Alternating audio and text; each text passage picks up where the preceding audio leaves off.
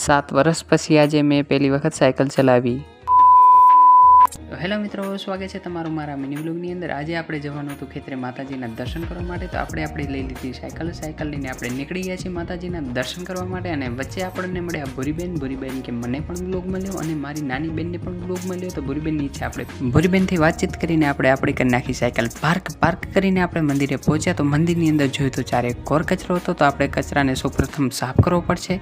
મંદિર સાફ કરવા માટે મેં લઈ લીધી હાથમાં સાવરણી અને સૌપ્રથમ તો મંદિરની જે વસ્તુ હતી તેને સાઈડમાં મૂકી દીધી અને મંદિર સાફ કરવા લાગ્યો. મંદિર સાફ થઈ ગયા પછી જે મંદિરની વસ્તુ હતી તેને એની જગ્યાએ મૂકી દીધી અને પછી મોરપીંછ રાખી દીધા અને માતાજીના વાઘા પણ મેં સરખી રીતે રાખી દીધા. તો મંદિર થઈ ગયું છે આપણું એકદમ ચકાચક સાફ. અને હવે માતાજીને આપણે ધૂપ દીવા કરી નાખશું. તો આપણે અગરબત્તી લઈ લીધી છે. તો અગરબત્તીને આપણે હવે પ્રગટાવીશું અને પ્રગટાવીને માતાજી પાસે એવી પ્રાર્થના કરીશું કે આપણા વ્લોગને લાઇક, શેર અને સબસ્ક્રાઇબ કરે તેની મનની મનોકામના ખોડિયારાએ પૂરી કરે. દર્શન કરીને જોયું તો આપણી સાયકલ કોક પાડીને ભાગી ગયું હતું. તો આ શું થયું? આપણી સાયકલ કોક પાડીને ભાગી ગયું. માતાજીના દર્શન કરીને પછી હું મારા ઘરે જવા માટે નીકળી ગયો અને વચ્ચે આવે છે અમારા ગામનું એક પાટીની અંદર બેસીને જોયું તો મારા વાળ ચકલીના વાળા જેવા થઈ ગયા હતા. વાળ સરખા કરીને પછી હું નીકળી ગયો મારા ઘર તરફ જવા માટે. પાટીએથી નીકળીને વચ્ચે જ મારી સ્કૂલ આવે છે. આ છે મારી સ્કૂલ જ્યાં મેં 2 વર્ષ અભ્યાસ કર્યો અને દરરોજ આવતો હું સાયકલ લઈને. આજે 7 વર્ષ પછી આજે મેં સાયકલ હાંકી. આજનો વ્લોગ કેવો લાગ્યો એ કમેન્ટમાં જણાવજો. નવો તો સબસ્ક્રાઈબ કરી નાખજો. મળીએ પાછા બીજા વ્લોગમાં.